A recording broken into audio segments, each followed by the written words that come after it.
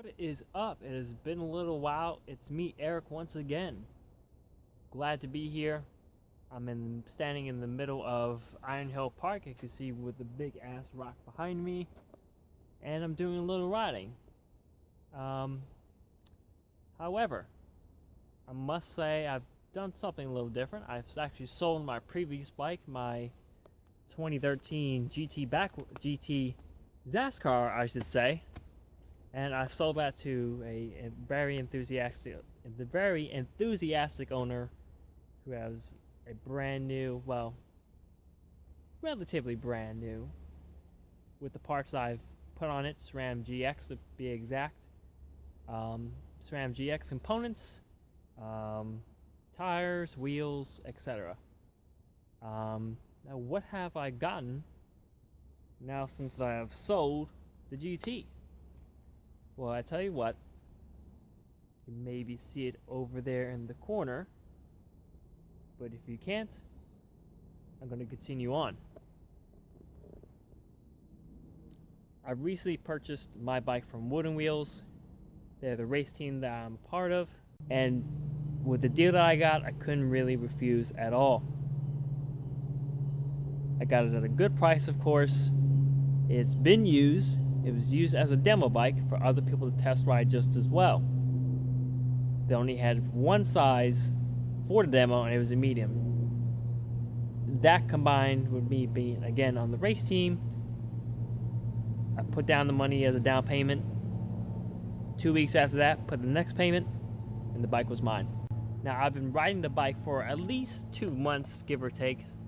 So I got a pretty thorough feel, I want to say, and how the bike feels all around. Now, granted, I've done some modifications to it, and if you're in the neighborhood for something of a fat bike, or, well, I shouldn't say fat bike, but a plus bike, this is right up your alley.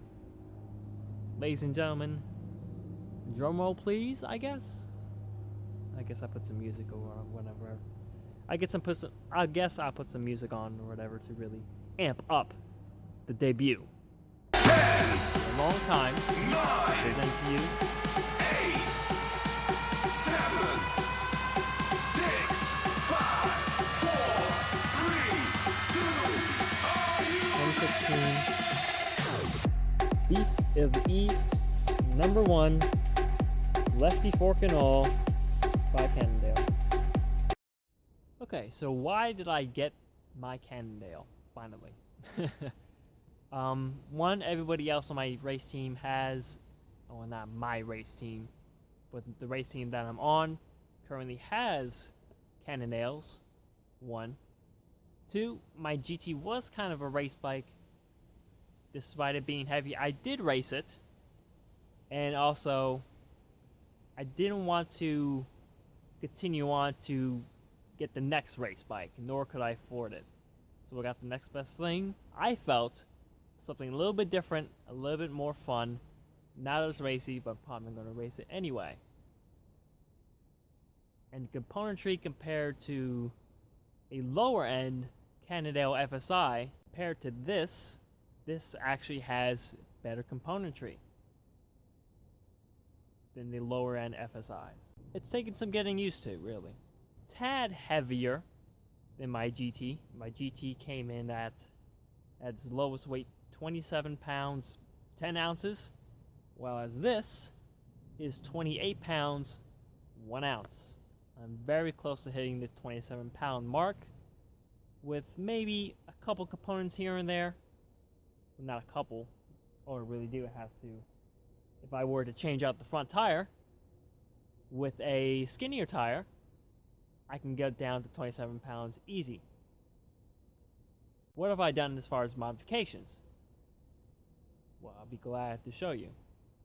The stock weight of this bike is actually, as to say, 30 pounds. So what have I done to line it down to its current weight? I'll show you. I'll be glad to, please. Okay. As you can see, dropper post gone. I've replaced it with a Shimano Pro C-post. I changed the rear tire Focus to a Navico Pro X Pro, size 27.5 by 235, in comparison to the stock front, a WTB 3-inch Bridger. I left the front on just because I do want that grip, and it's also tubeless at the moment. PSI is set to currently anywhere from 15 to 12 pounds of pressure, whereas with the rear I've set it to 28 PSI, give or take. The reason being is because I like to swap out the rear tires every once in a while depending on the conditions that are out. The front will stay as it is right now. I've chopped down the bars to a more narrow width. These were originally around 30 inches. Now it's down to close to 27 at the moment.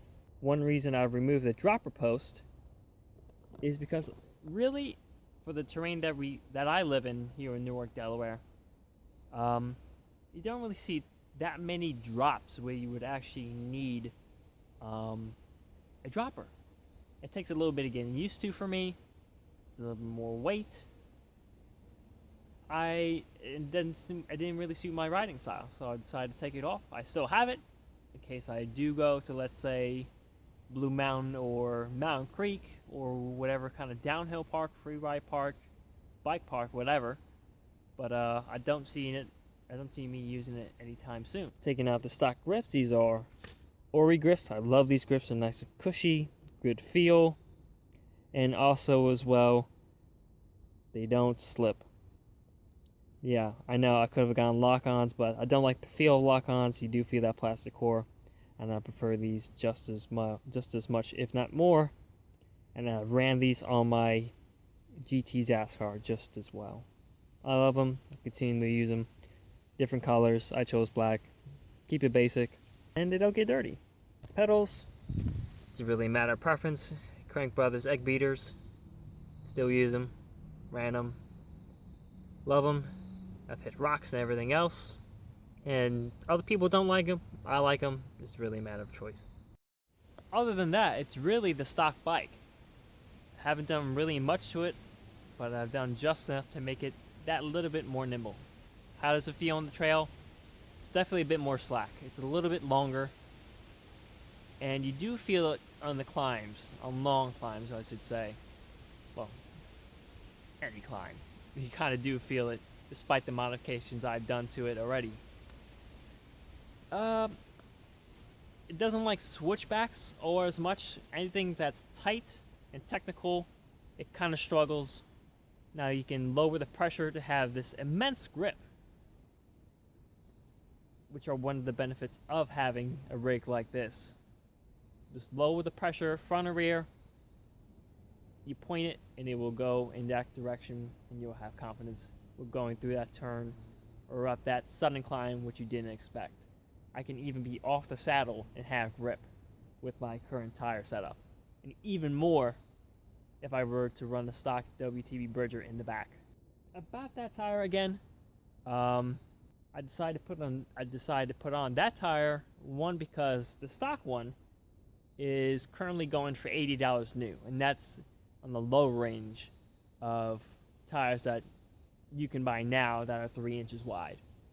So I didn't really want to wear down an $80 tire so quick in the rear.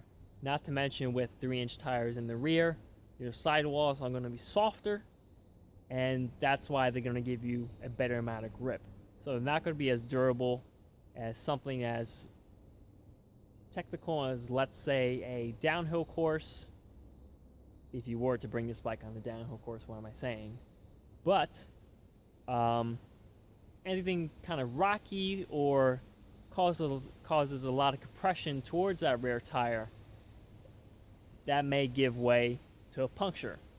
So hence why I've changed this tire, which is tubed at the moment, which I prefer, so I can just easily switch it out, as I mentioned earlier, to that tire, just because it's less expensive, again, and I could just wear that one down without having the consequences of possibly buying a new tire down the line. Getting out the front wheel took a little bit getting used to. If you're not familiar with Cannondales, the front end of the bike, I have to always have a 5mm Allen key in order to take off the front wheel. And the caliper mount right along there, if you could see that. No, you can't really see that because of the bad lighting, but you get what I mean. You have to undo those three bolts every time you want to take off the front wheel of the bike. Took a little bit getting used to. I would suggest just practicing getting your wheel in and out in your spare time. The front fork does not have a remote lockout. The higher end XLR forks that Cannondale makes do come with a lever and should go right about where the bell is. And you just press it with your thumb. The lockout should actuate in order to give you plushness or a firm ride, depending on the conditions.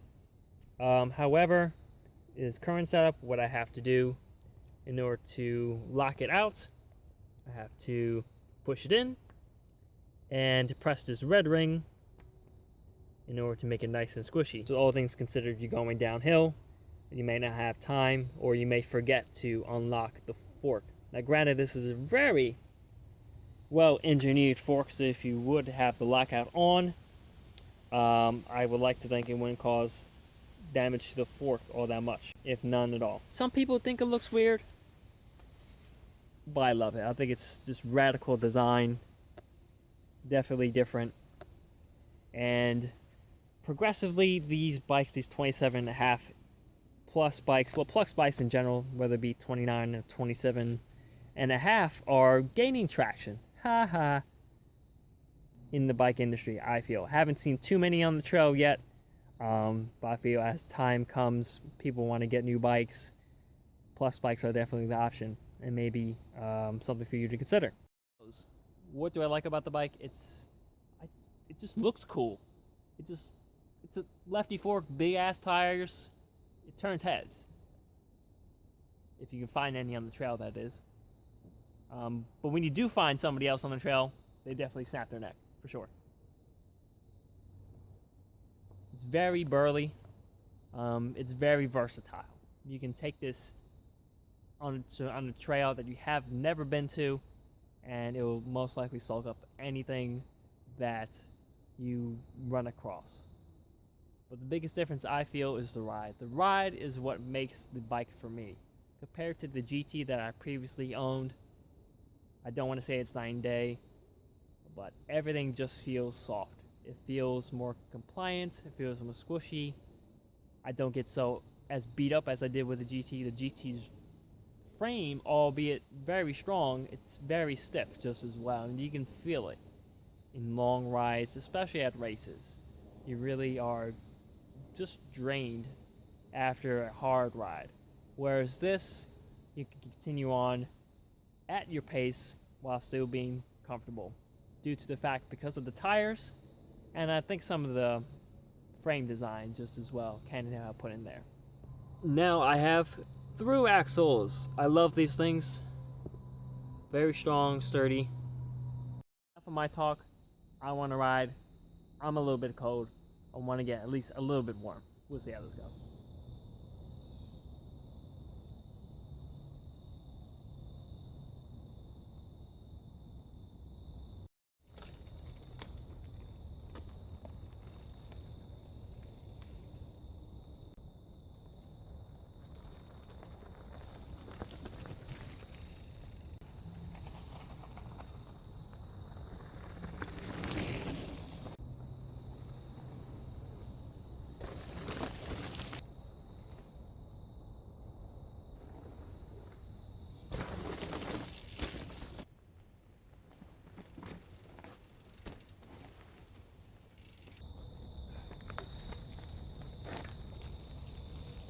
Alright, I don't know if you can see me or not. If not, sorry. I'm headed back to the house now. It's getting dark. 3, 2, 1. Have it. I'm here now. Taking off all my gear and everything else. This coming Friday, I'm going to see Crystal Castles. planning for that to be pretty good, a pretty good night. And I guess until next time, I guess I'll see you around.